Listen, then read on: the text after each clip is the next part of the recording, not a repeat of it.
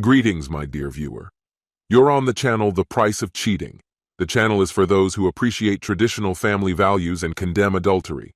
So be sure to subscribe to the channel. Let's get started. When I entered the house at 3 in the morning, Lauren was already waiting for me. The moment I stepped through the door, her first words, sharp and accusing, cut through the silence. "Where have you been all night?" Her arms hung at her sides, but her voice was full of rage. The intensity of her stare felt like it could burn right through me. "Come in," she added, but her tone was more of an order than an invitation. The dim light from the coffee maker caught my attention. Without saying a word, I glanced at it, hoping there was still some coffee left. She didn't respond, just kept staring. I grabbed my mug from the counter and poured the last few drops from the pot. Leaning against the hard edge of the counter, I took a long sip. The coffee was scalding hot, but it tasted bitter and stale, like it had been sitting there for hours, a nasty reminder of how the night had gone. I knew the questions would keep coming, and I didn't have to wait long. "Stevie, I've been calling you since 9 o'clock last night." Her words flew out fast, almost too fast. "I left you a bunch of messages. Your phone was off.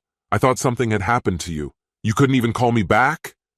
Her voice wavered, caught between anger and worry. She said all of this in one breath, her face flushed with irritation. Her eyes, red from what I guessed was a sleepless night, bore into me, demanding answers. She stood there in an old robe, arms crossed, nervously shifting from foot to foot. "So, where were you?" She leaned forward, gripping the back of the kitchen chair. "I got some bad news yesterday," I finally answered, my voice low and steady. I needed to be alone, to think. I didn't break eye contact, trying to gauge her reaction. Her anger started to fade as my words sank in. "Oh," she muttered, her tone softening, almost apologetic. "I didn't know. Why didn't you say anything?" She took a small step toward me, her voice now filled with concern. "It must have been something serious if you didn't come home last night. You could have called. I would have understood." Her worry seemed genuine. As my mind drifted back to the news I'd received, I knew she would have understood. "What happened?" she asked gently, her voice now full of sympathy, as if trying to break down the wall between us. I looked at her, the woman I'd spent 33 years with, the mother of our children, the one who had stood by my side for so long. I wanted to tell her everything, but the words felt heavy, hard to get out. For a moment I was back in the nightmare of the last few hours, trying to force myself to speak. Finally I said, "Yesterday, I lost my best friend." Her face darkened. "Oh no," she whispered, her voice trembling with emotion. She was about to say something, but it seemed the weight of what I had just said silenced her. "Oscar, for a second I thought you said your best friend had died. Jake's fine. He's alive. I talked to him twice last night, and he even went out driving trying to find you," my wife said, setting her coffee cup on the counter and turning to me with hope in her eyes. "I didn't say it was Jake, did I?" My words came out sharply, and the silence that followed carried the weight of everything I didn't want to say. I saw Lauren's face pale, her body tense with realization. She knew exactly what I had uncovered, the full extent of her betrayal and who it involved. "I just want to understand why." The private investigator's report laid it all out with unbearable clarity, more than I ever wanted to know. The suspicions had been eating at me for some time, but seeing the truth laid bare was still like a punch that knocked the wind out of me. "Lauren, how could this happen? The thought had never even crossed my mind." "Oscar, it was a stupid, meaningless mistake. It only happened once, and it won't happen again. We can get through this. You're the only one I love," she pleaded, her voice trembling, her eyes filling with tears. But the lie was too weak to hold up now. After everything I had seen, after listening to the recordings and staring at those pictures, there was no room left for reconciliation. Fortunately, the kids were already grown and independent, so they didn't have to witness this nightmare. About 10 minutes later, while I was packing my things for the next few days, I heard her talking on the phone. Her voice was quiet, the words barely audible through the door. "Oscar, I'm so sorry. she whispered, but the apology felt hollow, coming far too late. I didn't even turn around when I said, "I'll come back for the rest once I figure out where I'm going to stay." There was no need for goodbyes, no last kiss, no whispered promises. I walked out of our home, perhaps for the last time, without looking back.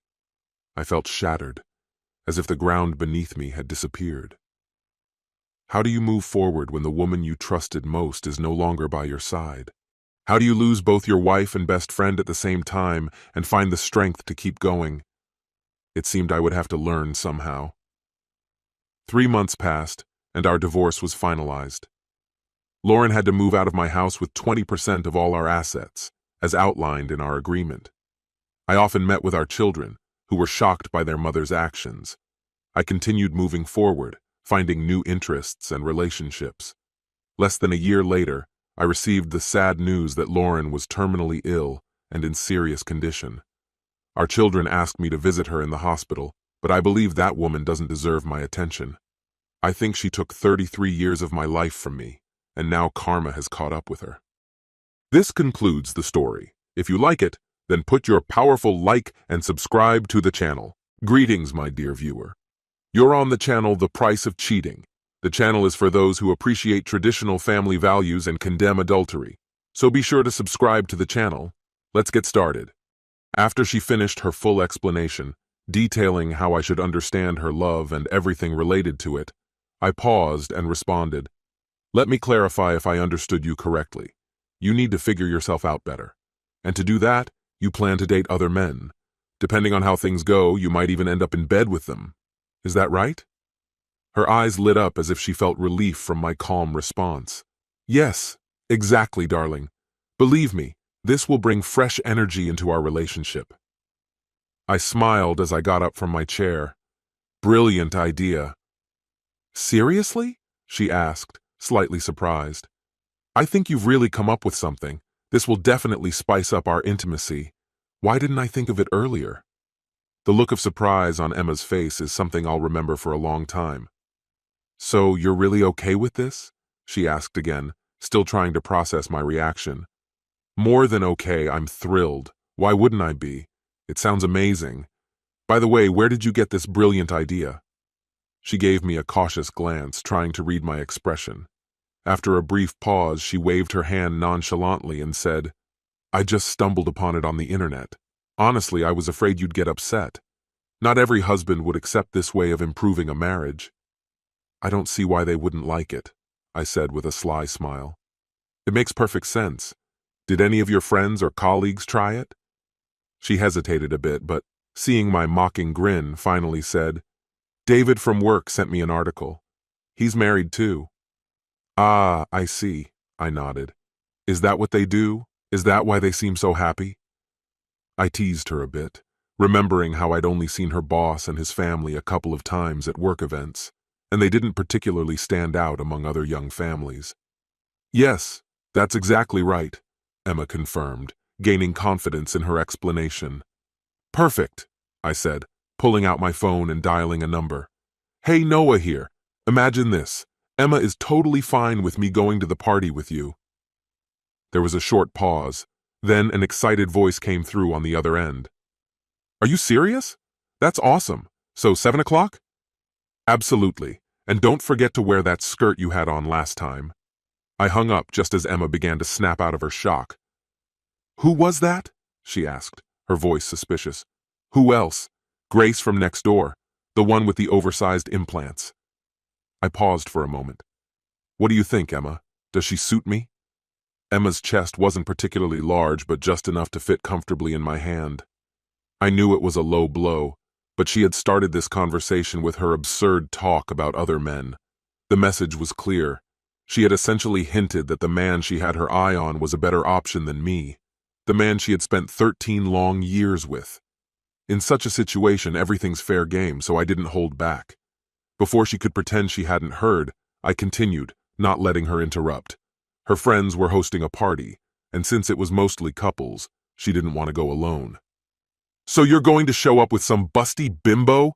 she spat, her tone sharp enough to make anyone nearby flinch. "What kind of game is this?" just following your advice, doing what's best for our marriage, I replied calmly. What? She stammered, nearly choking on her words. What are you even talking about? You know, your brilliant idea. We go out with other people and suddenly our marriage comes alive, becomes more exciting. You're insane?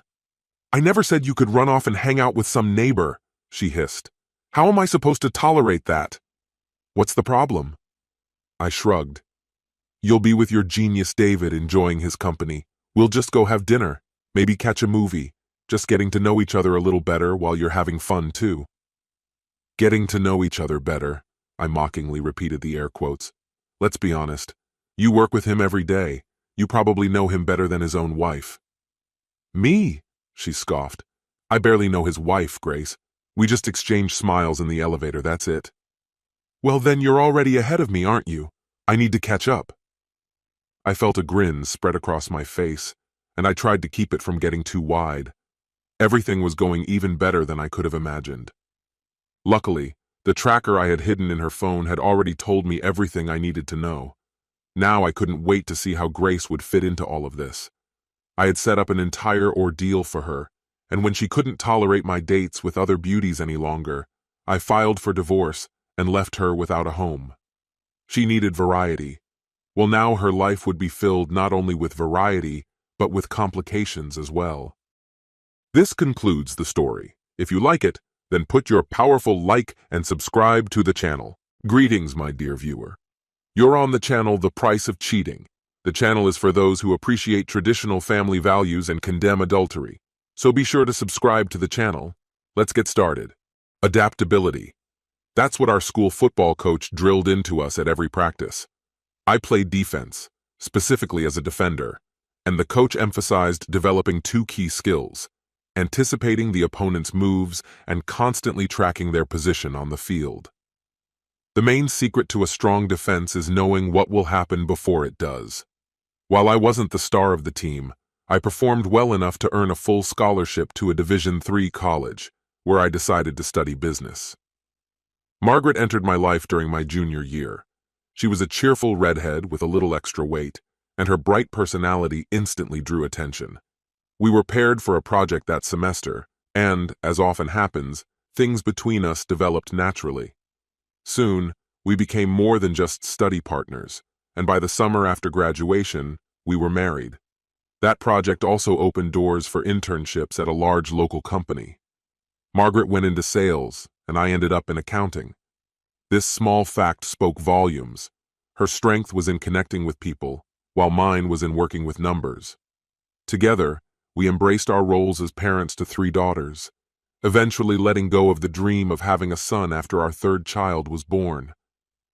Just over a year ago, our youngest daughter left for college, and the house emptied after 29 years of constant commotion.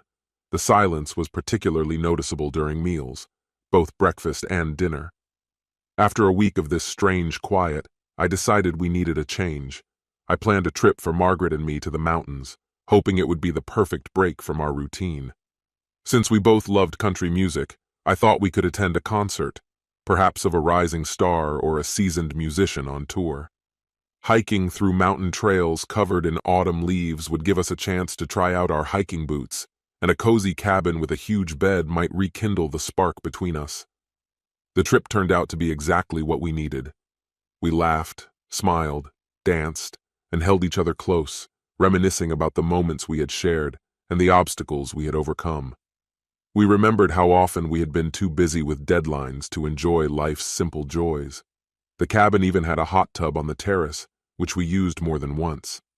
After returning home, our shared meals became warmer, filled with newfound closeness. Our relationship blossomed, and I began planning weekend getaways regularly to keep that spark alive. Life without kids was exactly how we had imagined it, until the company's annual Christmas party came around. As always, Margaret was the life of the party, knowing almost everyone in the room, whereas I, confined to accounting, only knew a handful of people and didn't mind it. The usual conversations about kids and their achievements didn't interest me, but if the topic shifted to NBA referees' corruption or the exploitation of athletes in major college leagues, I'd gladly chime in with a sarcastic remark. At such corporate events, Margaret and I usually went our separate ways, only to reunite later for a drink or light conversation. But this year, something felt off. My usual group had shrunk due to layoffs, remote work transitions, and other changes, leaving me wandering the room in search of Margaret. She was nowhere to be found. Eventually, I bumped into Isla, one of her colleagues, and asked if she had seen who Margaret was with at the moment. "Have you seen Margaret recently?" I asked, noticing how her expression changed. Her gaze briefly dropped before she quickly looked away. "No, I haven't seen her," she quietly replied. "She was here with Joe and Richard not too long ago. Joe Masters, her boss, and Richard, a colleague." There was something strange in Isla's behavior that made me feel uneasy.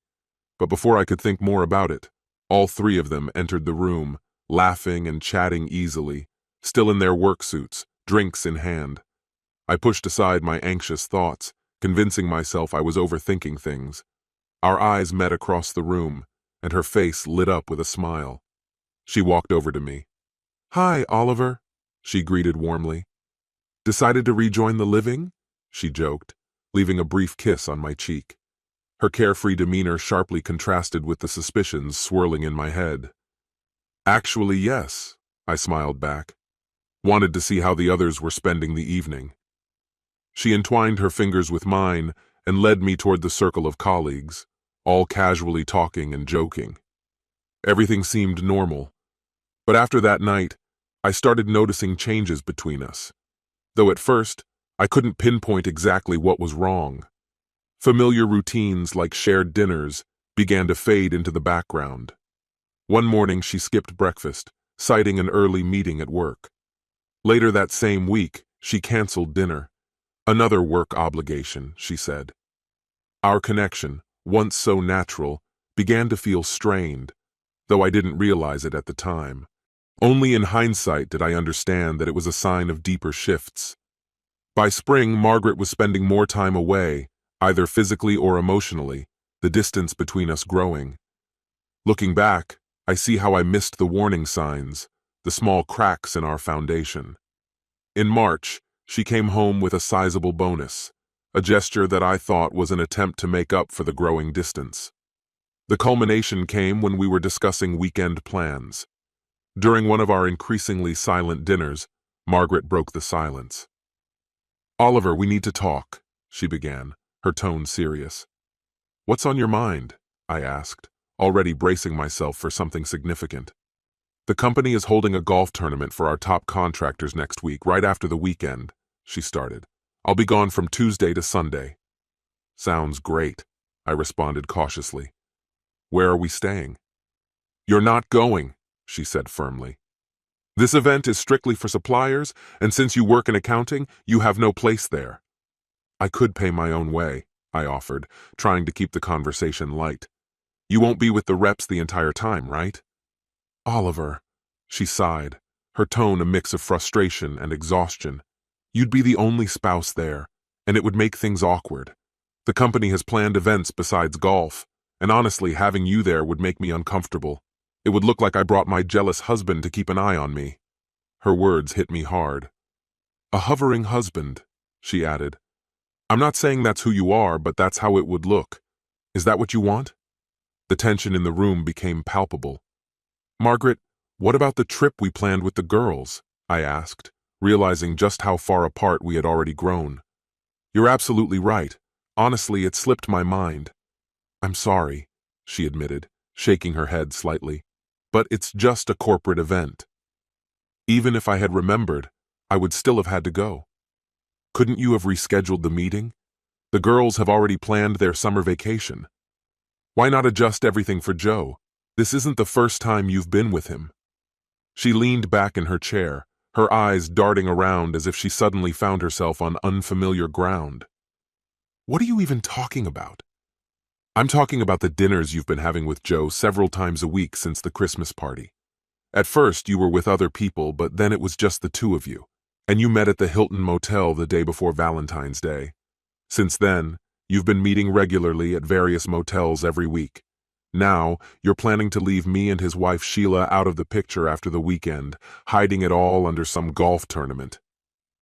Margaret's face showed a mix of shock, confusion, guilt, and fear. Where do you get such ridiculous ideas? Forgotten? Or maybe you didn't know that Joe is a notorious womanizer. He's had several affairs with women from your department. You're just his latest target. He dumped Sophia Smith to be with you. Big mistake, I said coldly. Sophia never liked you. She's jealous of your success, and you don't hide it. Everyone knows you're the most attractive one in sales, but Joe dumped her right before Valentine's Day to be with you. She had to spend the holiday heartbroken and humiliated. In her rage over Joe's cruel actions, she found me during the corporate Valentine's dinner and told me everything. You were too wrapped up in your new affair to notice. She told me all the details, Joe's favorite places to meet you, the times when he could sneak away without raising suspicion from his wife. Oh, and she didn't forget to mention your little vacation plan. Sophia also works in the sales department and said that after the weekend, no meetings with company reps are scheduled. I paused, watching her reaction. You knew Joe was married, didn't you? To Linda, the former beauty queen? They have 2 kids still in school. Margaret's face turned pale. I realized the conversation had taken a turn she hadn't expected. She wasn't lucky this time. She slowly shook her head. So what's the truth? Did you not know about Sophia, or are you seriously claiming you didn't know Joe has a wife and kids? Her voice was barely audible when she finally answered. Neither. You really believed he was just some lonely guy smitten by you, didn't you? For reasons I still couldn't understand, this handsome man, who seemed unburdened by any obligations, was more than ready to jump into bed with you, willing to share the most personal moments. I thought you had more sense, Margaret. I already knew you had neither decency nor honor, but to realize you didn't even have common sense? It was truly surprising. I stood up from the chair. Is that clear? Clear? What are you even talking about? She snapped back. Throughout our entire marriage, I always submitted to your will. Neither of us wanted this huge house, but you insisted, and we bought it. The decor, the car you drive, your wardrobe, our vacations, every decision was made for you. Think about it. Every time we disagreed, I backed down just to keep the peace. Fine. Do you want a divorce? I'll have the papers ready by tomorrow. Margaret, no longer able to contain herself, stood up abruptly, shoving the chair back with force, her voice rising in irritation. No way! I won't let you do this! She shouted, launching into an emotional tirade about her affair with Joe. It's just physical, she blurted out. It means nothing. I still love only you. A flood of excuses for her infidelity poured out. I interrupted her. Enough. You can stop. It's over. You no longer have a say in this, the moment you decided to give yourself to that other man. He's not my boyfriend, she screamed. Maybe not, I replied. But the moment you let him into your bed, everything between us ended. I've already taken care of the next steps, and the papers are ready. Isabella, our eldest daughter, saw me leaving the lawyer's office and demanded an explanation. She already knew about you and Joe. I didn't even bother asking how she found out, but she was sure you wouldn't be so reckless. She believed you'd come to your senses and end things with him. I trusted her because I still loved you, so I asked the lawyer to hold off on filing the papers. I waited for you to make a decision, one way or the other. The divorce papers are ready whenever you finally wake up and return to reality. But instead of trying to fix things, you seem to have decided to destroy 2 marriages, ruin the lives of Joe's 2 children while they're still in school, and hurt our 3 daughters, all for another man. In short, you've already pulled the trigger. Isabella knows? Margaret asked in a trembling voice, her tone a mixture of defeat and shock. Everyone knows. Isabella told the sisters. They're all waiting for me to tell them what you plan to do next. So, when are you and Joe leaving? I'm not sure if I'm going anywhere, she mumbled. Oh no, you're leaving. Start packing. Right now, Joe's wife is having the same conversation with him. She's kicking him out today, and he has no other choice. You've already got that apartment by the coast, and you don't need to return it. Spend a few more days there thinking about what you want to do with your life. Margaret started to sob. Do our 29 years together mean nothing to you? It seems they meant much more to me than they ever did to you. You threw them away at the Christmas party. Instead of realizing the mistake you were making, You turned into Joe's plaything until, inevitably, he moves on to someone else. At least I had the decency to end our marriage before finding someone who deserves me. There are still women out there who respect themselves, and I know I'm worthy of one of them." "And what about me?" she asked quietly. "You're not worthy of me, and I regret spending 29 years of my life on you. The only thing I don't regret is my children." This concludes the story. If you like it, then put your powerful like and subscribe to the channel. Greetings, my dear viewer. You're on the channel The Price of Cheating. The channel is for those who appreciate traditional family values and condemn adultery. So be sure to subscribe to the channel. Let's get started. "So, how did you end up here? What happened?" she asked, her voice tinged with curiosity. I took a deep breath before answering, "If you really want to know the whole story, here it is. A year ago, I believed I had everything. I was married to a man who was kind, attentive, and always by my side. We had been together since we were teenagers, and soon after we got married, we started a family. My life seemed perfect. A son, a daughter, a stable career. Somehow, I managed to balance everything: work, household duties.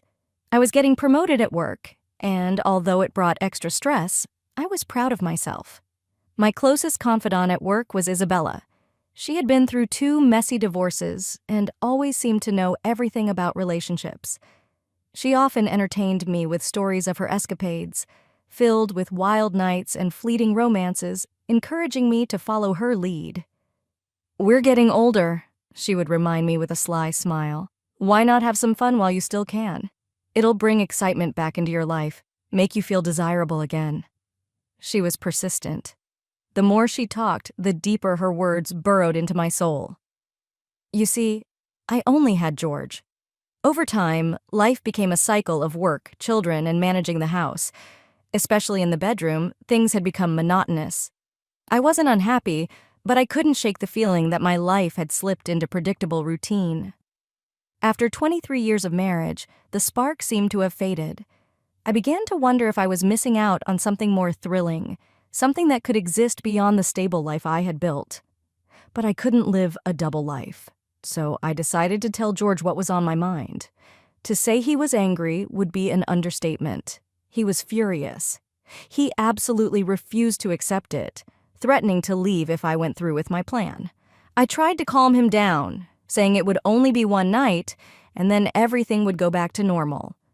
I reminded him how much I loved him, and told him that if he truly cared about me, he would let me explore this and then welcome me back. His response? He yelled and stormed out. At the time, I didn't realize just how reckless I was being.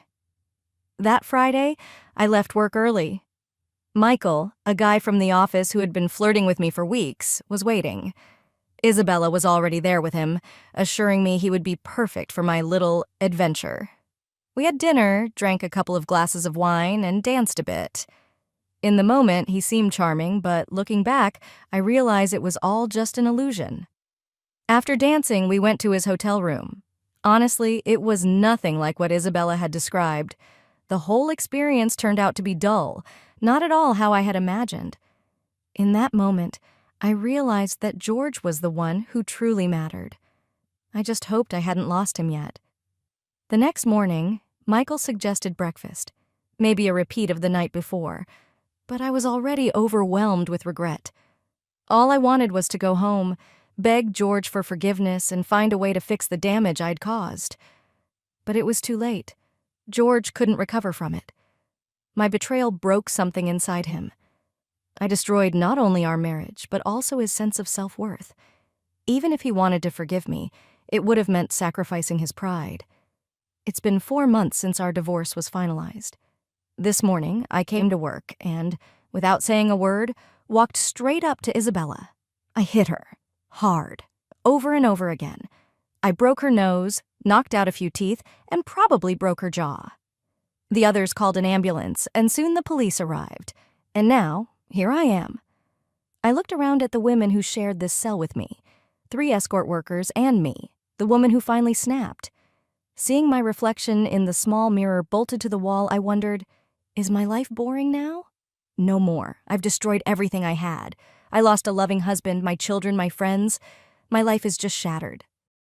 This concludes the story. If you like it, then put your powerful like and subscribe to the channel.